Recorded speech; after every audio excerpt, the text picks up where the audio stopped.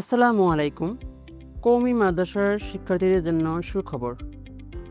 English therapy নিয়ে এসেছে কওমি মাদ্রাসার শিক্ষার্থীদের জন্য আধুনিক সহজ পদ্ধতিতে সাজানো একটি ইংরেজি শেখার বই।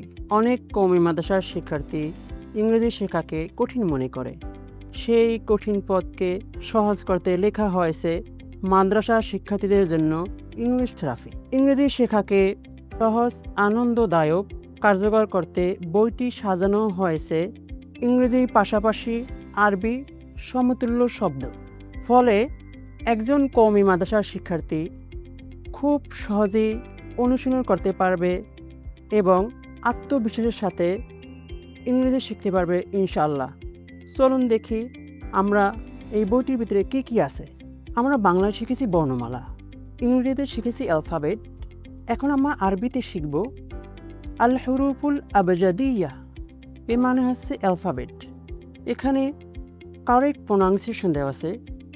আপনি যদি আরবিতে না পারেন এবং আপনি যদি ইংলিশে না পারেন, এখানে পাশাপাশি ইংলিশের পাশাপাশি বাংলা দেওয়া আছে। A B C D E F G H এবং এর পাশাপাশি অপর পৃষ্ঠে দেওয়া আছে আসমাউল আইয়ামিস সাবা, এর মানে হলো বাংলার 7 দিনের নাম।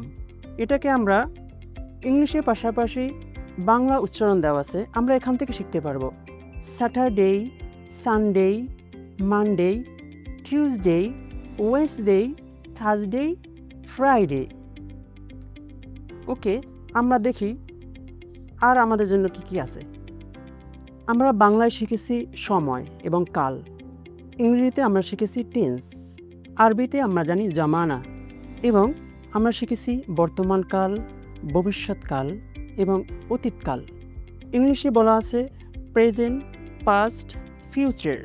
প্রেজেন্ট এখানে আরবিতে দেওয়া আছে আল হাল, প্রেজেন্ট টেন্স, এবং পাস্টে দেওয়া আছে মাদি, এর মানে হলো পাস্ট।